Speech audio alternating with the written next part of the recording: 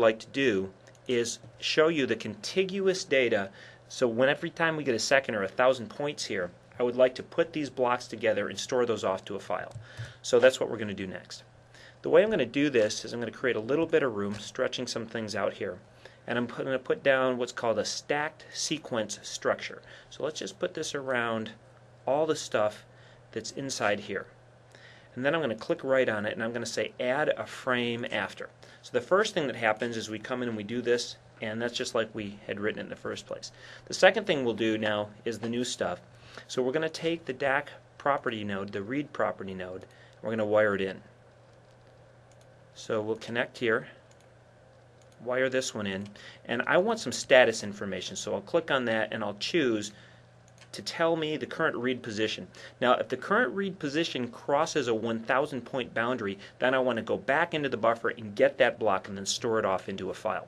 So what we're going to do is we'll make a little bit of room here. If I can get this, stretch this out a little bit, and what we're going to do is take this current read position and compare it to the 1,000 point block. And the way we're going to do that is going to do some basic mathematics. We'll get a remainder and quotient and we'll tie this in. And I'll bring up the help window so you can see what I'm connecting up to here. I want to know when this thing is crossing the 1,000 point boundary, so I'll use a remainder and quotient. Basically I'll divide by 1,000 and we'll take the quotient. If it's less than 1,000, the quotient will be 0. If it's greater than 1,000, it'll be 1. If it's greater than 2,000, it'll be 2. And I want to see if this quotient now is ever greater than what it was the last time I read it. And the way that we do that is by creating a shift register. So I click on the border, I come over here and take this quotient value, and I'm going to wire it into the shift register, and then I'm going to go and compare the previous iteration with what it is now and see if the new value is greater than the old value. So the way I do that is with a compare, and here's the greater than. So we'll take the new value that comes out of here, we'll see if it's greater than the old value, which I get by coming up to here into my shift register, and I'll wire this in. And if it's greater than it, that means I just crossed a 1,000 point boundary.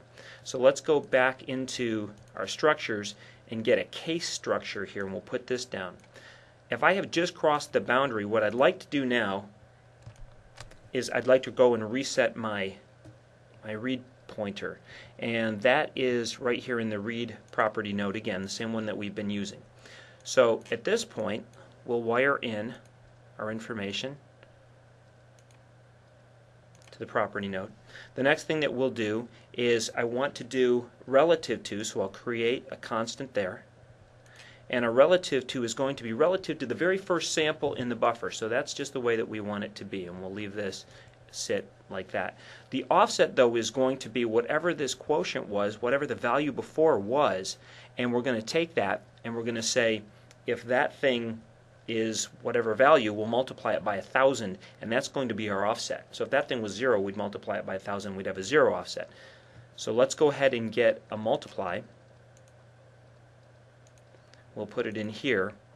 We'll take that value, whatever it was before, and I'm going to multiply it by, create a constant, again, of 1,000, and that'll be our offset. So that goes back into the buffer, and then it fast forwards up to 1,000 points just before the very end of the buffer, and then that's what we're going to read out. At this point I want to actually perform the read, so I'll put the read function in here, and it auto connects. I'll go and tell it multiple, single channel but multiple samples, give us out the waveform information, and then at this point I want to write it to a file. So now we're going to go back into programming and we're going to get the DAQmx functions to do this for us. First thing that we want to do is actually go and create a file if it doesn't exist. So we're going to set the operation to be a constant which says open or created if it doesn't already exist. The next thing that we're going to do is create a constant here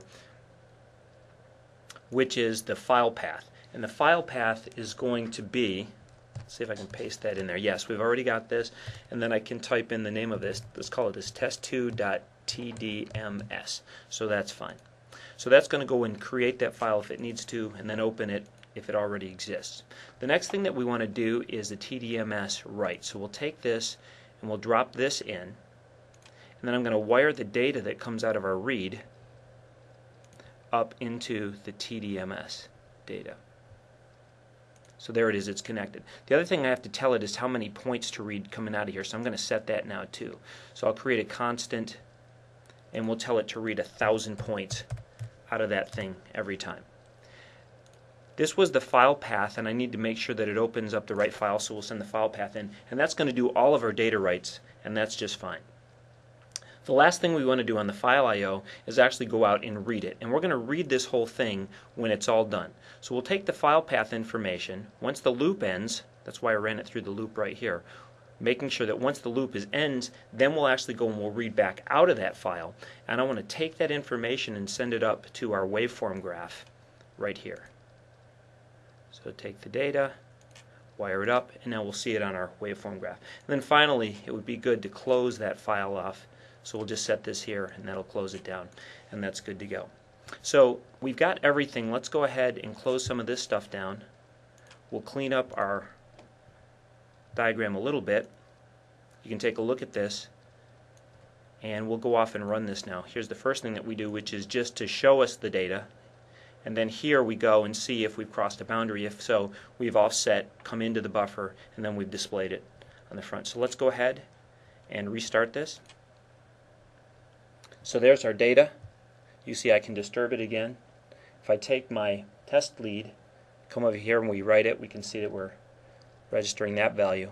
And this is going off and running. We've done 100,000 iterations already of this loop, so the loop is running fast. And when I hit the stop button, it'll go off and it'll read that file.